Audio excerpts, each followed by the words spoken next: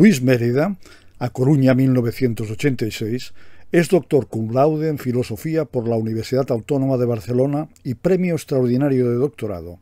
Especialista en Arthur Schopenhauer, Gilbert Simondon y Bernard Stiegler, sus áreas principales de investigación son la filosofía de la técnica, la epistemología, la metafísica y el pesimismo filosófico. Su tesis doctoral acerca del pensamiento de Simondon plantea toda una interpretación inédita de la filosofía de la individuación a partir de la cuestión de la axiomatización de la ontogénesis y de la noción de campo morfogenético.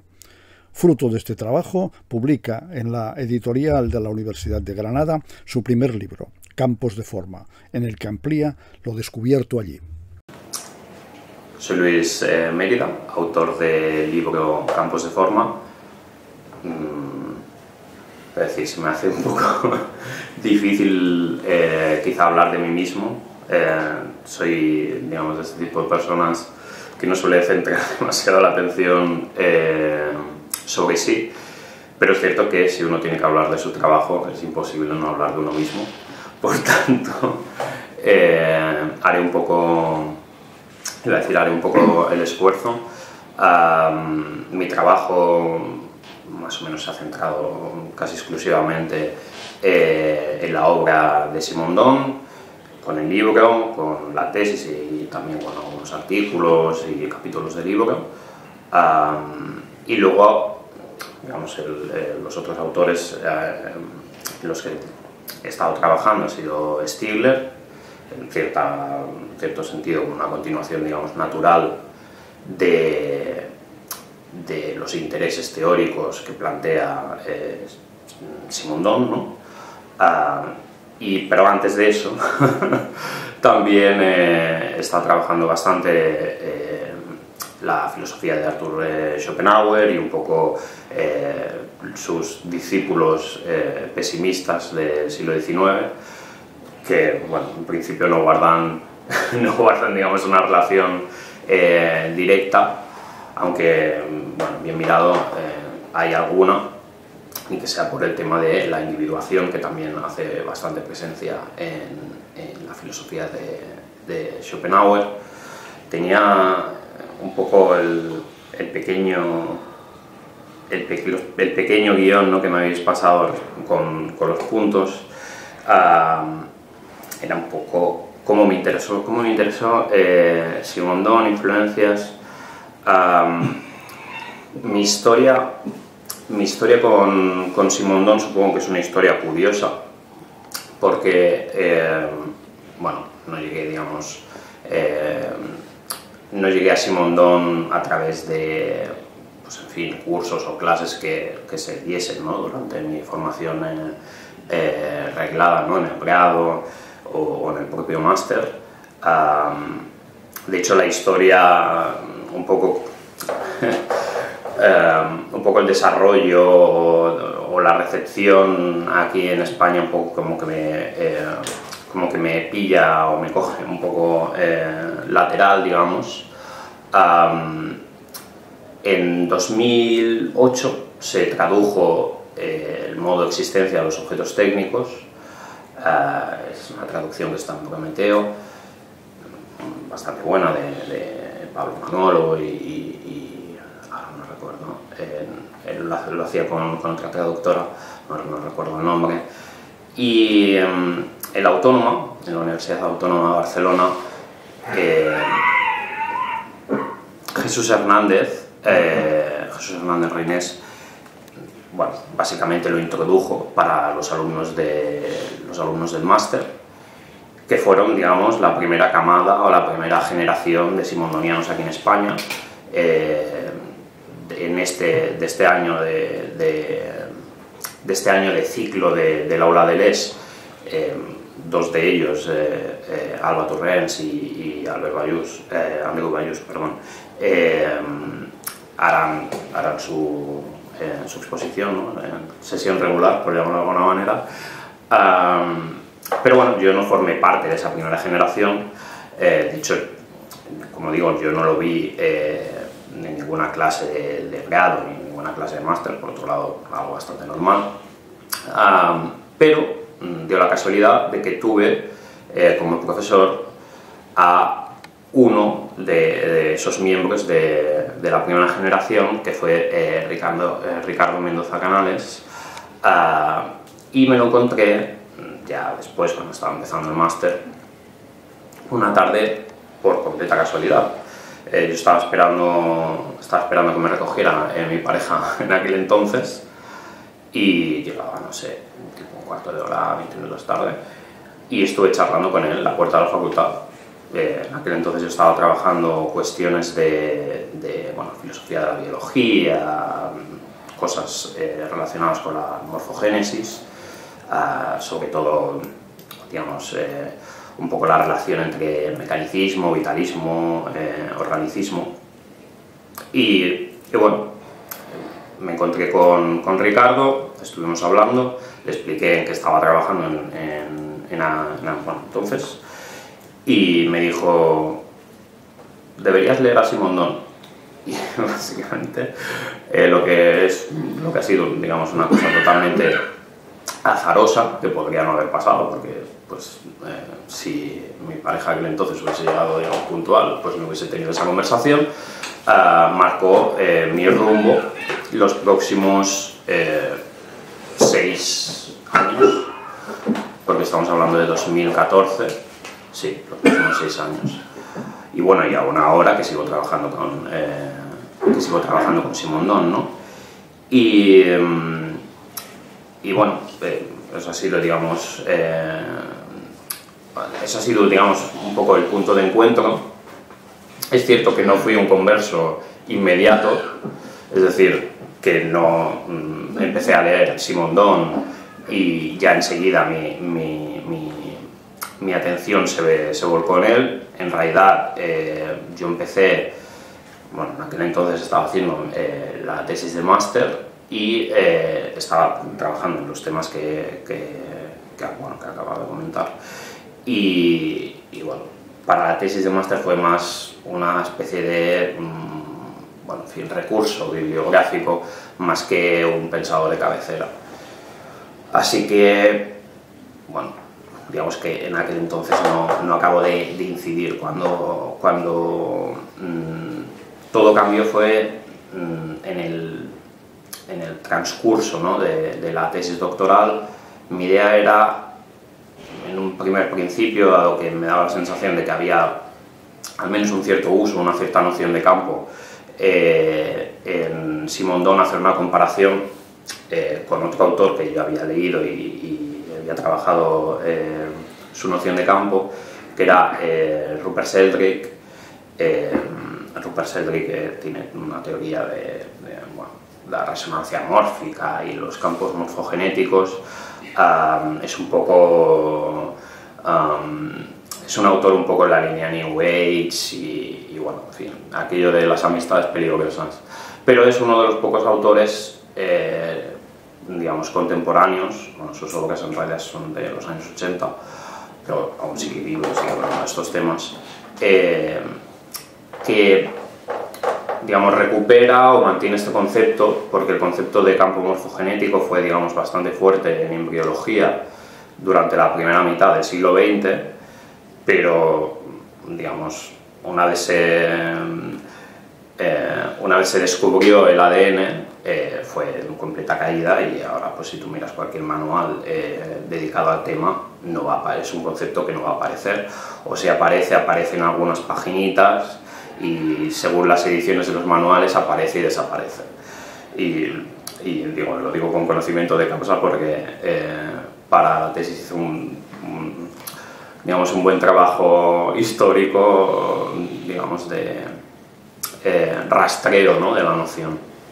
Y bueno, eso, mi idea era comparar ambas, más allá, digamos, de las críticas al carácter pseudocientífico que pueda tener los planteamientos de Sheldrake.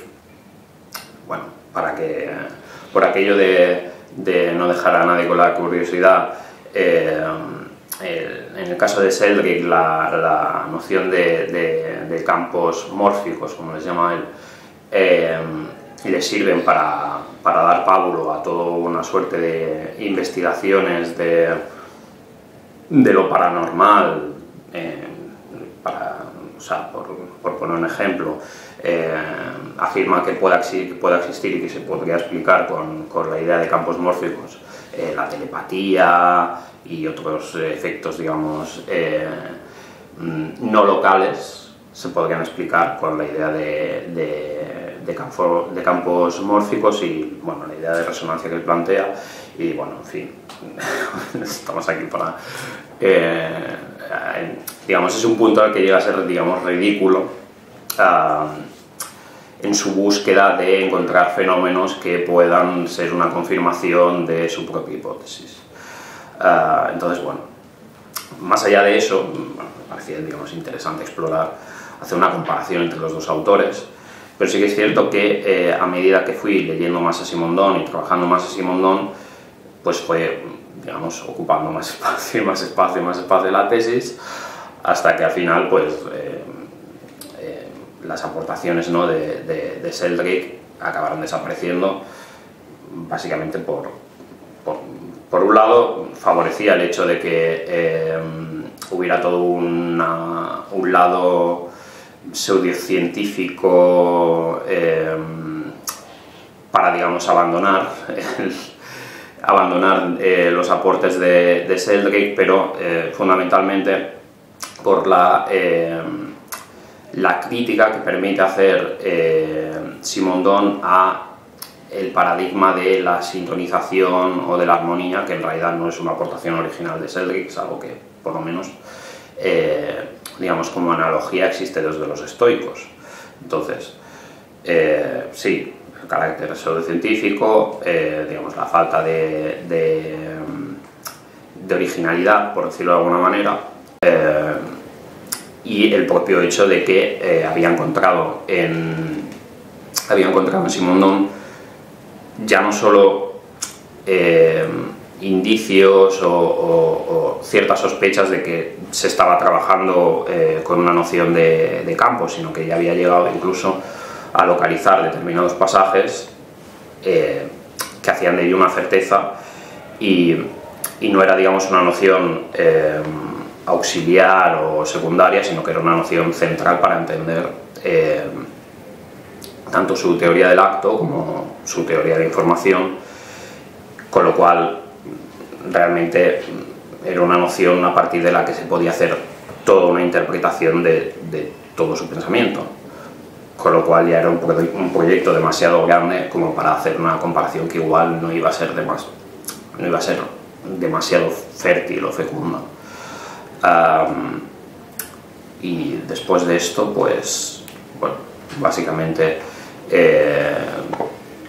vino la tesis, se pulió la tesis para la publicación del libro, Campos de Forma, y después he estado trabajando bueno, por un lado en cuestiones, digamos, de pesimismo, pero sobre todo pesimismo contemporáneo.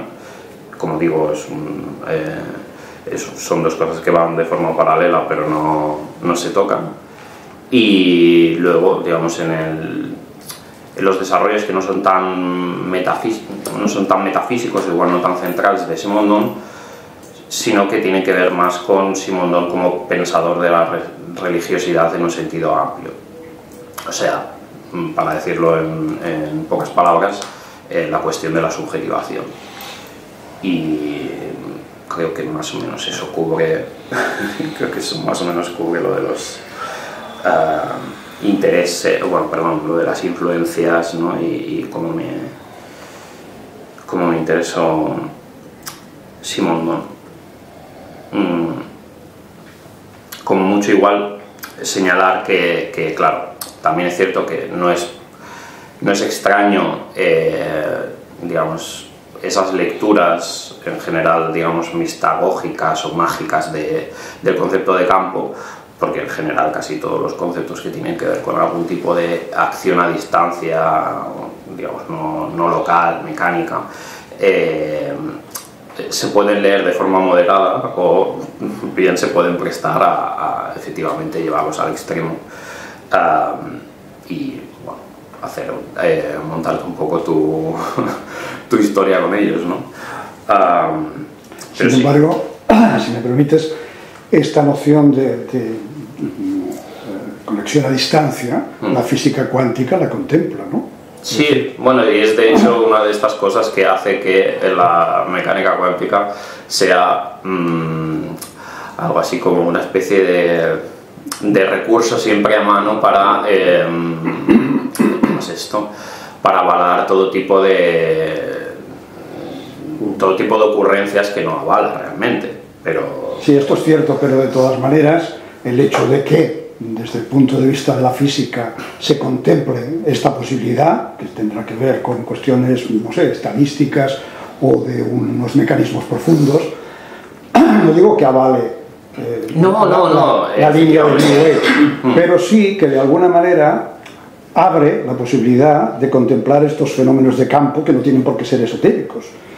Tú mismo lo has dicho antes, sí, ¿no? Sí, digo, es decir, el hecho de que el ADN y los genes, que es una perspectiva mecánica, entre en acción, hace desaparecer otro paradigma que en principio podría tener una base para ser investigado, sí, ¿no? Sí. A ver, realmente la noción de campo, bueno, de hecho la lectura simondoniana es más, digamos, metafísica o tecnológica, más que biológica o física. El principal problema digamos, de estas interpretaciones es precisamente que, pues es eso, dan pábulo, pero además ¿cómo es esto? Le dan cancha, ¿no? a cierto tipo de lecturas que se van totalmente. Quiero decir, la mecánica cuántica, por ejemplo, tiene montones de interpretaciones. Claro, pues se podría hacer una lectura, en el caso de Simondon, su lectura es más bien, digamos, podríamos decir cibernética, en el sentido de que pues, es un dispositivo en el que se ve además justamente aquello de la dimensión preindividual, que podrían ser los paquetes, los paquetes de ondas, y ya el ser individuado, que es cuando básicamente cuando colapsa y ya efectivamente está en una determinada posición, ¿no? En esta dicotomía entre continuo y discontinuo. Claro, se puede hacer eso. El punto es que en general se hacen saltos, es decir, que lo que es válido para un determinado dominio, y digamos si tiene unas categorías que lo enmarcan en un determinado nivel, no vale para, yo qué sé, no vale para hablar de la conciencia, no vale para hablar de, yo qué sé, de los ángeles o cualquier otra historia de las que habla esta gente, que es lo que normalmente ha solido, digamos, explotar más, ¿no? el movimiento New Age. Ahora bien, que no hayan efectos o fenómenos no locales, o es que claro, es una palabra también muy bastardizada, ¿no? Fenómenos holísticos, claro, puede haberlos, pero hay que tener cuidado con los saltos, digamos, de unos puntos a otros. Es decir, yo ahora pienso, es algo que de hecho comento en el libro, en el propio gato de Schrödinger, ¿no? La idea es que es una reducción al absurdo. O sea, el gato de Schrödinger no es para que tú pienses, digamos, que eso se produce a ese nivel de individuación, sino para que se muestren las consecuencias absurdas que tiene en lo que se está trabajando en mecánica cuántica, que es el hecho de mantener que el gato estaría vivo y muerto a la vez. El problema está cuando una vez haces esa reducción al absurdo, o ese, digamos, ese desarrollar las consecuencias, lo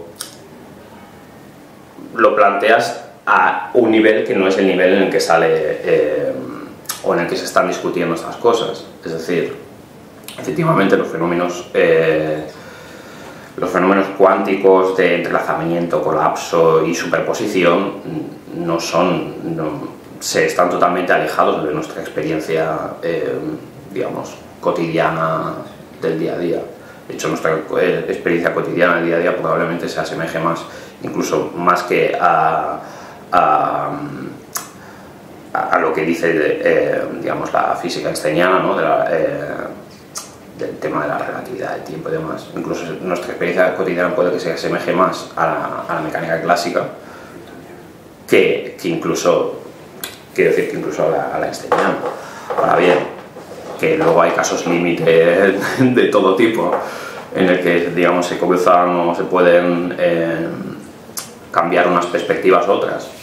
Sí. Aunque, bueno, esto obviamente ya digamos, se sale del alcance del libro, no es algo que discutan en el libro, pero sí, supongo que queréis, ¿queréis preguntarme algo? O si no, te iba a decir, si no tiro de los puntos, había más puntos, como queráis. Podrías ir directamente al libro, a estructura interna, objetivos. ¿A partir de qué hipótesis trabajaste o comenzaste a trabajar? No sé. Bueno, esto iba a decir casi para la gente que lo esté viendo, luego, probablemente un buen resumen, un buen condensado de campos de forma lo pueden encontrar en la reseña que le hizo Juan Manuel Heredia, que está en Diamond. Son 4 paginitas. Pero si tuviera que, digamos, señalar las tesis, en realidad es un libro complejo, tiene bastantes tesis. Pero si tuviera que enumerarlas, y aquí voy a tirar de chuleta, así como antes estaba planteando, ¿no? Estaba, digamos, señalando que empecé teniendo ciertas sospechas de que había una noción de campo en la filosofía de Simondon, que luego se vio, digamos, confirmada por determinados pasajes. Claro, efectivamente, el texto, sobre todo estoy pensando en la individuación, en una de las 2 tesis en concreto de Simondon, o sea, de forma continua hacen aparición en sus expresiones cosas que connotan campo, digamos, que connotan una noción de campo, desfase, acoplamiento, resonancia, van apareciendo, ¿no? Estas nociones, digamos, derivadas y bueno, como digo, en un determinado momento del texto encontré además una parte que también comenta Deleuze en la reseña que hace de la individuación, que es una parte en la individuación de lo viviente, en la que está hablando del desarrollo del juego y de las investigaciones de Dalk. Y claro, allí está hablando de la teoría de los organizadores. La teoría de los organizadores es justamente la teoría en la que aparece por primera vez la noción de campo morfogenético. Entonces, bueno, él está hablando en cualquier caso de continuadores que son de la escuela belga, no propiamente de los primeros científicos que plantean la noción, pero en cualquier caso hay una línea genética, ¿no? En el concepto, con lo cual yo ya hice la conexión y bueno, básicamente lo que por decir, de alguna manera descubrí en el texto es que hay una noción de campo de forma, y la noción de campo de forma es central para entender la teoría de la individuación, la teoría del acto, la teoría de la información que aparece en Simondon. Respecto a la estructura, ¿no?, del texto, justamente obviando prefacios, introducciones, conclusiones, el libro está dividido en 4 capítulos. Un primer capítulo intenta, digamos, rescatar la noción de fase de una posible interpretación en términos exclusivamente energetistas o termodinámicos, y también, por otro lado, rescatarla de una interpretación dialéctica, ¿no? Las fases, digamos, casi entendidas como etapas en sí, para sí, ¿no?, y en sí, para sí.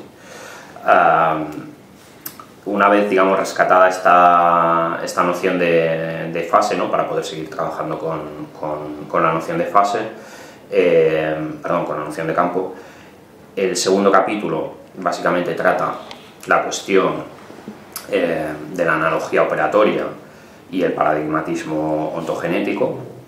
Intenta desarrollarlos y distinguirlos, digamos, lo máximo posible de lo que normalmente se entiende como analogía, a veces como metáfora, que es básicamente la semejanza estructural, y luego distinguir, ¿no?, el paradigmatismo ontogenético del paradigmatismo lógico.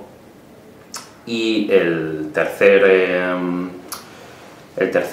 capítulo ya es, bueno, casi sería, digamos, la conclusión, entre comillas, ¿no?, de ese desarrollo, en la medida en la que intenta mostrar la diagmática, que es, digamos, una pieza digamos, fundamental del pensamiento de Simondon, que sería algo así como la ciencia de los intercambios entre estructura, operación y energía, o por ponerlo en una rúbrica única, la ciencia del devenir, ¿no?, como teoría de campos morfogenéticos, y poner el propio concepto de campo morfogenético como fundamento de la analogía, como fundamento físico en sentido amplio de la analogía.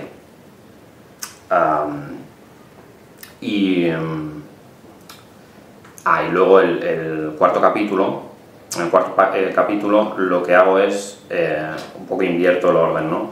Supongo que en la mayoría de casos la gente, o sea, otro autor igual hubiese partido de los fragmentos que confirmaban para luego ir desarrollando, pero a mí me pareció que era mejor, digamos, partir o desarrollar la hipótesis o mi intuición desde otro lugar, y luego, en todo caso, ir a los textos, a los pasajes que confirmaban eso. Y bueno, ya de paso que muestro o señalo los pasajes que iniciaron mi investigación, desarrollo a partir de ellos algunos aspectos relacionados con el tema de la autoorganización, de la resonancia, también en un pasaje en el que habla de los modos preindividuales del ser, bueno, la posibilidad de que pueda haber algo así como una ciencia modal, ¿no?, del campo. Todos estos aspectos, digamos, se desarrollan a partir de esos 3 pasajes, que son los pasajes que me hicieron en un primer momento investigar esto. Y luego, bueno, luego ya vendría la conclusión del libro, pero básicamente está dividido, digamos, en estos 4 capítulos. No sé si això... Bé, jo sortiria una mica del teu llibre i llavors que faria una mena de projecció cap enfora, en certa manera, però lligant-ho amb la teva intervenció aquí a Aula de Leusa de fa unes setmanes, que vas plantejar el tema sobre Simondon, naturalment, la qüestió sobretot de la individuació, individualització, individualisme, com va dir algú, sinó individuació de l'espècie humana, que no solament de l'individu, sinó en els processos psicosocials. Aquesta manera de plantejar així el problema anul·laria, en certa manera, la vella distinció també, que també la treballa Stigler, de la tècnica com a fora de la filosofia, a fora que no vol dir exterior, sinó a fora, més enllà dels termes de Blanchot, que parlava de fora. Aleshores, si aquesta qüestió, naturalment, que ja l'havien establert els grecs, en certa manera, també, i que justament aquesta és la crítica que fa Stigler, una mica dels grecs, com a conservadors d'aquest camp exterior. Aleshores, això sembla que avui dia, en els nostres dies, es pot revelar fortificar-se en aquesta situació com una cosa estèril, inconsistent, i encara més enllà, i per formular-ho de manera potser més senzilla, diria, no hi ha la possibilitat que el pensament de la tècnica, en aquest cas, modifiqui la relació entre el pensament i els esquemes filosòfics tradicionals. Que seria una mica... No sé què en penses. Sí, no, a ver, claro, por supuesto, de alguna manera modifica esa relación, la propia idea de paradigmatismo, tal como la entiende, significa que el pensamiento está en constante relación con la técnica o con la tecnología. Pero sí que es cierto que, claro, Simondon, por otro lado, viene a señalar el hecho de que, aunque es cierto que ha habido, digamos, ese punto, Stigler, ¿no?, decía que la técnica era el mayor impensado, ¿no?, dentro de lo que había sido la historia de la filosofía, al menos en la tradición occidental. Pero la forma en la que trabaja, esto es quizá en otros textos, pero la forma en la que Simondon trabaja la historia de la filosofía viene a señalar que de alguna manera en muchos de sus puntos se ha trabajado de forma analógica, o sea, usando determinados paradigmas para armar ciertas doctrinas. Yo qué sé, por ejemplo, en el caso de Platón, Simondon ve en la alegoría del mito de la caverna una cierta transposición del esquema de modulador que ellos tenían, que era básicamente la proyección de las sombras taumatúrgicas, porque obviamente no iban a tener un dispositivo tríodo, ¿no? Pero igualmente sigue siendo, la proyección sigue respondiendo a un modelo de modulación, un modelo de modulación que tiene, digamos, una pérdida de información que no tienen nuestros dispositivos moduladores, y justamente señalando esa pérdida de información, que es básicamente la que se produce por la proyección de la luz, es decir, el fuego, la distancia con la pared con la que se produce, introduce el hecho de que obviamente pues no ves la imagen de un cuerpo, sino que ves una sombra más o menos definida o no definida de un cuerpo, le sirve o le habría servido a Platón como modelo de la relación entre arquetipo y copia. Quiero decir que hay unos análisis, unas lecturas bastante interesantes respecto autores clásicos, ¿no?, de la tradición, en los que habría, al menos tal como lo plantea él, cierto razonamiento analógico, cierto paradigmatismo. O sea, quiero decir que aunque la propia historia de la filosofía haya hecho, digamos, por ocultar ese recurso, en realidad ese recurso no quiero decir, no lo ha inventado Simondon, es un recurso que vino utilizándose en toda la historia de la filosofía. Pero pero sí, esto se ve bastante, iba a decir, últimamente por cosas en las que estoy trabajando, esta invisibilización se ve bastante en la estética. Bueno, últimamente he estado trabajando en cosas con la estética, ¿no?, de Schopenhauer, y la estética de Schopenhauer es una estética en la que el acto creador es un acto, digamos, que se entiende como totalmente puro, es decir, claro, efectivamente la técnica es un medio para, digamos, hacer una obra de arte, pero al final es lo accesorio, no es, al final la parte importante que hay en el arte es la intuición genial, o sea, que ese movimiento es un movimiento que se hace que se hace y que se repite bastante, ¿no? Es el hecho de invisibilizar la técnica o poner la técnica como algo secundario. Bueno, lo traía de ejemplo un poco por apuntar eso. Pero en cualquier caso es así, ¿no? O sea, incluso en el libro hablo en algún momento, dado que es uno de mis autores de cabecera, hablo del paradigmatismo en Schopenhauer, un poco por ponerlo en contraste con el de Simondon. Pero bueno, sí. Iría por ahí la respuesta. Bueno, había una segunda... yo creo que se podría trabajar la segunda... Bueno, puedes hacerla si quieres. No, però la segona era la mateixa, o sigui, era una mica... Sí, perquè venia a dir que els esquemes tradicionals estarien molt lluny d'aquest plantejament que apunta a partir de Simondon, etc. Sí, pero se puede introducir... Però la teva resposta m'ha semblat... Pero se puede introducir un cierto matiz o un cierto añadido a eso, que es, claro, la pregunta era si ponía en peligro, ¿no?, todos los esquemas filosóficos, pero es cierto que puede ser algo ambivalente, es decir, en el caso de Simondon tiene una visión de la filosofía que es una visión como de acto integrador.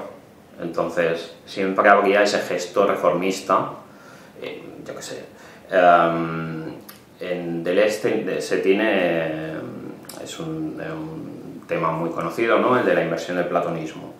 Pues en Simondon aparece Platón, pero aparece Platón para reformarlo también. Está la crítica del esquema ilemórfico, y se hace una crítica y un análisis del esquema ilemórfico, pero luego se conserva en algunos aspectos también en la propia relación entre figura y fondo. No sé, podemos enumerar una lista, pero quiero decir que no necesariamente tiene que ser algo que no conserve buena parte de las contribuciones, no necesariamente. Y luego en relación a la afuera, sí que es cierto que hay un aspecto que me parece irrenunciable. Yo no lo vi en un primer momento, pero fue algo que discutí con mi director de tesis, porque creo que en un momento del texto puse algo así como que el planteamiento de Simondon era cosmológicamente inflacionario. Bueno, por el tema digamos, del plus de tre y demás. Ahora no viene, digamos, el contexto no viene demasiado al caso. La cuestión es que tuvimos una discusión en torno al término que yo había puesto ahí de cosmológicamente.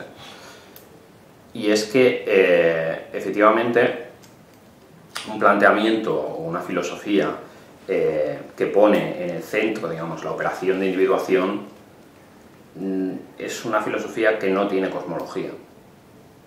O sea, puede tener aspectos, puede tener, digamos, tendencias a lo cósmico, si se quiere, pero no puede haber una teoría al estar, digamos, situado en la operación, no puede haber una teoría del todo. Una teoría del todo requeriría que efectivamente lo que pusieras en el centro sería la estructura, ¿no? Entonces eso es un aspecto bastante interesante que como crítica he encontrado también, ya después de la tesis, ¿no? en Octavio Paz, en Los signos en rotación, hace una crítica en relación a que la técnica moderna no tiene cosmología, ¿no? Rompe un poco nuestra idea de tiempo, etcétera, etcétera. Claro, la crítica es casi como una línea tópica. Estamos hablando de un texto creo de finales de los 60, digamos que sigue un poco la línea que en general ha sido dominante en el siglo XX, que ha sido en general tecnófoba. O sea, efectivamente, efectivamente está planteado como crítica, ¿no? Claro, desde Simondon tú lees esa parte y te preguntas, bueno, no veo el problema aquí, lo que me estás diciendo. Es decir, porque efectivamente el hecho de que no haya cosmología hace también de su pensamiento un pensamiento modesto, porque no tienen necesidad, o sea, no es un pensamiento que tenga necesidad de explicarlo todo. Y no sé, es algo, digamos, que me hizo pensar tu pregunta, ¿no? Cuando la leí. Muchas gracias. Bueno, yo te haría una pregunta que no sé si es del todo pertinente, pero para mí sí es interesante, a ver si... Es decir, sería confrontar dos conceptos que antes has mencionado: el moldeado y modulación. Has hablado de la modulación como un acto de creación, o quizás lo he entendido yo porque entiendo que toda modulación comporta un acto de creación, o todo acto creativo no es moldeado, sino que es modulación. Desde el punto de vista de los campos de forma, de la morfogénesis, ¿se le puede dar alguna explicación a esa modulación como un efecto que modifica las estructuras de base que se repetirían en un moldeado, pero que en cambio van más allá, trasciende en el campo, en el hecho de la modulación? Ahora estamos hablando, cuando dices acto creativo, no estamos, o sea, cuando estamos hablando de la estética o del arte, o del arte. Sí, del arte. Sí. Del arte, claro, o no tanto, o no del arte, sino en general. Algo que no sea artístico, pero que no reproduce, sino que va más allá de lo que había. Claro, el Simondon es algo que se, digamos, aplicaría a todas las instancias en las que hay toma de forma, recepción de forma o génesis de forma, como lo queramos llamar. Entonces, claro, sí, se podría aplicar a la estética o al arte. Pero luego, aparte, está el propio hecho de que moldeado y modulación, tal como, o sea, el punto en el que está planteando esto en la individuación, los plantea como continuo. Es decir, él viene a decir que molde o moldeado y modulación serían los extremos, y que la mayoría de procesos se daría algo más cercano, ¿no?, al modelado que no a la modulación. Pero bueno, esto es el papel que cumple en ese punto del texto esos tres términos. En general, me parece que Simondon plantea todo proceso en el que haya génesis de forma como una modulación. Luego hay otros textos en los que habla o entra más en detalle en lo que sería la estructura del esquema modulador, y él plantea la modulación como una comparación mezcla de formas. Es decir, que por esa regla, efectivamente, dado que es comparación mezcla de formas, nunca va a ser... la forma no guarda una relación arquetípica, por tanto no es la relación esta de sello, ¿no?, y encuñado, sino pues siempre va a salir algo nuevo. Si hay génesis de forma, siempre va a salir algo nuevo. No sé si eso... Sí, porque es un concepto que Deleuze lo trabaja algunas veces en sus cursos de pintura, de la pintura. Y me ha interesado, y por eso no sabía seguro si había una relación con las teorías que tú expones sobre sí mismo. Sí, hay claramente una relación. O sea, cuando está pensando en eso Deleuze, está teniendo en mente Simondon para hacer lo que él hace. Quiero decir, no para hacer necesariamente lo que hace Simondon con ello, pero bueno, en fin, lo que hemos quizá comentado en la otra sesión. Sí, habiendo leído Simondon aparecen muchas nociones en Deleuze que son no necesariamente guiños, pero son como herramientas con las que está trabajando, que son conceptos de Simondon. Efectivamente, ¿cómo es esto? El arreglo, la forma en la que se coordinan es distinta, pero sí, o sea, la relación es bastante clara. Y el agenciamiento, exacto. El agenciamiento sería distinto. El agenciamiento sería distinto, sí. Un dels aspectes que a mi m'ha interessat més del llibre teu és quan parles de la unió de teoria i pràctica. Unió de teoria i pràctica, també en dius causalitat circular, pensament inflacionari. ¿Podrías explicar una mica això? Me gustaría saber el contexto de lo de la unión de teoría y práctica. O sea, quiero decir... Página 94. No tengo ni un aquí para verlo. Pero sí, bueno, un poco la idea de la causalidad circular, que al fin y al cabo es algo que Simondon toma de la cibernética, es el hecho de un pensamiento, una actividad que siempre está, que es recurrente, que siempre está volviendo sobre sí misma.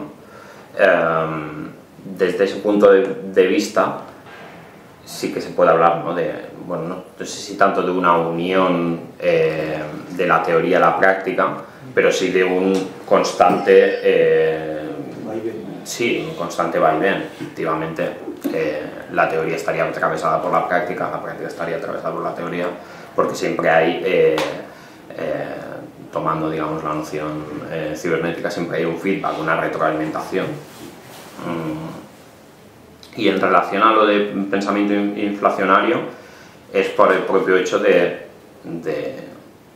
los paradigmas, es decir, es un pensamiento que necesita más instancias para seguir, digamos,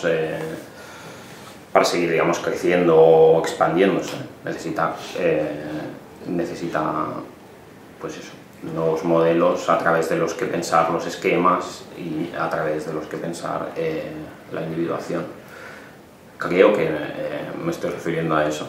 Luego, aparte, es cierto que lo de inflacionario tiene una relación con la propia teoría de la individuación, que hace que siempre haya más ser. O sea, sería dado que se supone, digamos, que la génesis de forma crea o introduce novedad, esto casi sería como un aspecto bersoniano, es una operación que huye, más que huye de la entropía evitándola, huye de la entropía siendo antientrópica, ¿no? Por tanto, la operación de individuación, para poder ir contra la entropía, tiene que crear más ser. Sería un poco ese el juego. Entonces sería, bueno, ontológicamente no sería la palabra correcta. Supongo que para entendernos ontológicamente inflacionario sería la palabra correcta. En el caso de Simondon, supongo que, no sé si se usaría óntica, es que claro, ya que aquí estamos haciendo guiños a Heidegger, ya sería totalmente extraño. Pero en cualquier caso ontogenéticamente inflacionario. Después, en la página 172, hay una frase que dice: lo dicho vale para un núcleo fisible una solución sobresaturada, una fibra nerviosa o un fenómeno psicosocial. A mí lo que me cuesta más es entender cómo esto se reproduce en un fenómeno psicosocial. Si pudieras aclarar un poco esto. En los cursos que tiene sobre la comunicación, creo que son los de amplificación, ahora no estoy 100% seguro, hace una distinción entre 3 tipos de amplificaciones distintas. Habla de bueno, en fin, lo que sería la transducción, una más modular y luego otra que combina estas dos primeras amplificaciones. Y cuando está hablando de la primera, de la transducción, habla de los fenómenos de propagación, es decir, lo que es válido para todas esas, para todas esas instancias, tiene que ver con digamos, el movimiento transductivo.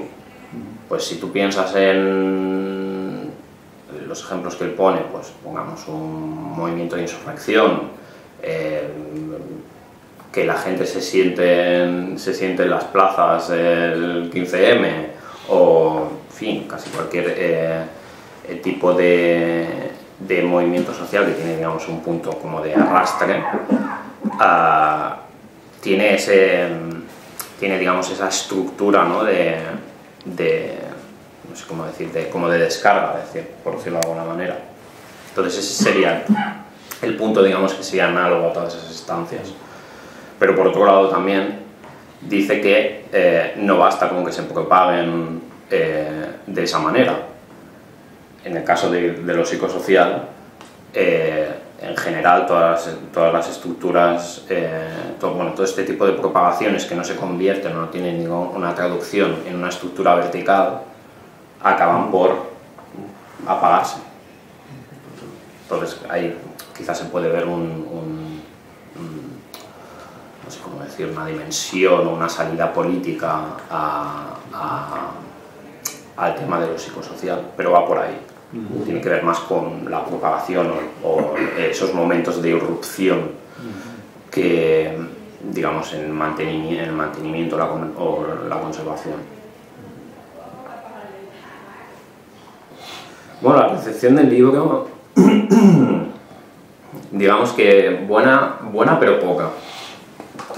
Buena pero poca, porque la mayoría de la recepción que ha tenido de momento es sobre todo recepción de comentaristas, bueno, en fin, gente que me conoce y gente que conozco. Pero bueno, en cualquier caso, sí que es cierto que te vas enterando, ¿no? Te vas enterando de gente, sobre todo, es decir, sobre todo al otro lado del charco. Ahí, en el caso de Campos de Forma, hay una cosa que juega muy en contra, que es el hecho de que no es una introducción. Eso, desde mi punto de vista, es una virtud, pero desde un punto, digamos, de vista editorial, sobre todo de sello comercial, es un defecto serio. Entonces, tiene, digamos, ese escollo, ¿no?, que sortear. Pero bueno, puesto que hay café para cafeteros, hay algo de interés. Pero la mayoría del interés está en América Latina. Ahí me juega también a la contra el hecho de que la propia editorial no tiene distribución en América Latina. De hecho, estuve hace 3 semanas ya, el congreso que se hizo por el centenario de Simondon en Lisboa.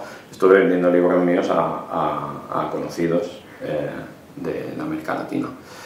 Y es eso, ¿no? Claro, eso introduce una cierta dificultad, y puestas a ironías, ha de salir un capítulo mío en abril, creo, del próximo año, y sale por una editorial chilena que no tiene distribución aquí. O sea, bueno, pero bueno, más allá de eso, y de que, bueno, el público potencial está sobre todo en América Latina, la recepción que ha habido Ha sido bueno. Entonces, bueno, bien. Y que si no se tuerce nada, el año que viene o el otro, habrá traducción francesa de Campos de Forma en la editorial L'Harmattan. Si no se tuerce la cosa. Pero bueno, más allá de eso. Es decir, pregunta con respuesta corta. ¿Alguna? No, supongo que sería interesante que hablases un poco de cómo se encuentra el estudio de Simondon en la actualidad. En la actualidad. En el Congreso de Portugal, de Lisboa, tuviste una idea clara. Sí, ens ho poguessis explicar una mica. Com està la situació? Simondon en la Academia. ¿Cómo está la situación de Simondon en este momento? Sí. A ver, la cuestión con los estudios simondonianos es que, bueno, ha tenido obviamente pues diferentes fases y etapas, y digamos que con ese movimiento de volverse global Simondon, es decir, con las traducciones y demás, claro, se introduce tiempos distintos en los distintos idiomas, es decir, las traducciones al inglés son relativamente recientes, que quiero decir, igual, yo qué sé, tienen 2-3 años, por tanto, ellos ahora empiezan, digamos, ahora, bueno, no es que no hayan habido autores o comentaristas anglosajones, los ha habido, pero me refiero que ahora es cuando empiezan a haber más, o empezarán a haber más, precisamente a raíz de las traducciones. En el caso de, digamos, no sé cómo decir, de la esfera, ¿no?, hispanoparlante, dado que las traducciones tienen bastante más tiempo, creo que decir, la del modo de existencia de los objetos técnicos es de 2008, creo, si no recuerdo mal, ya hay como mucho más recorrido también. Lo que yo vi en Lisboa, iba a decir, casi lo malo de los congresos es que en la mayoría de los casos los académicos suelen afianzarse en un nicho y, bueno, y se quedan ahí y suelen hacer, pues digamos, ponencias o desarrollos sobre temas en los que ya han estado trabajando. Por lo que he visto, realmente no es, digamos, la situación no es muy diferente de cuando yo defendí la tesis, que hará pues como unos 4 años. En ese aspecto no parece que se haya avanzado, digamos, demasiado por lo que refiere a cuestiones de interpretaciones de conjunto, que es al fin y al cabo lo que ofrece mi libro, y las cuestiones así como más fundamentales o más metafísicas, pero sí me parece que se están ahondando en otros aspectos más interesantes que tienen que ver más con la cuestión política y también con la cuestión estética. A mí al menos fue lo que más me interesó del congreso. Hay de hecho toda una tradición en Italia, ¿no?, de lecturas tecnoestéticas y marxistas, ¿no?, de Simondon. No tengo, obviamente, pues yo qué sé, no soy adivino, yo no tengo una bola de cristal para ver cómo van a ir estas cosas. En realidad Simondon es bastante un autor de nicho, ha tenido bastante crecimiento durante bastante tiempo. No sé si eso se vaya a mantener, no sé si eso se va a mantener en el tiempo, es decir, si realmente, yo qué sé, dentro de 15 años va a perder el interés, eso tampoco es algo necesariamente malo, quiero decir, ahora están habiendo muchas contribuciones, muchas aportaciones a la lectura de Bresson. Sí. Bresson, quiero decir, es un autor que podemos considerar un autor súper consagrado y súper conocido y muchos etcéteras, y sin embargo ha tenido, digamos, pues su periodo de desaparición total. Por tanto es eso, o sea, bueno, es casi incluso como la propia recepción que ha sido póstuma de Simondon. O sea, la historia intelectual o la historia de las recepciones de los autores no necesariamente es una historia justa, y tampoco tiene mucho sentido ir a buscar, digamos, justicia a la historia de las recepciones. Esto es algo que decía Miguel Penas, ¿no? en su tesis. Mucha gente se lamentaba de la recepción tardía y póstuma de Simondon, cuando al fin y al cabo, pues quiero decir, pues no hay muchas contribuciones o muchos autores que pasan totalmente al olvido y luego se recuperan, o que incluso nunca llegan no es algo que, digamos, en la historia de las recepciones o de las influencias no es algo que puedas controlar. Entonces, bueno, quizá es un crecimiento que no continúa, no se puede saber, pero sí que es cierto que de momento parece que es algo que goza de buena salud, es decir, que pues hay gente interesada y a pesar de ser, digamos, algo muy de nicho, y que en la mayoría de los casos, pues, digamos, la primera puerta de acceso, al menos hasta ahora, ha sido el propio pensamiento de Deleuze, ¿no? Mucha gente ha llegado, digamos, a Simondon por Deleuze. Ahora igual ya no es así, o empieza a no ser así, pero ha sido así. Fantástico, muchas gracias. Bueno, gracias a vosotros. Muchas gracias.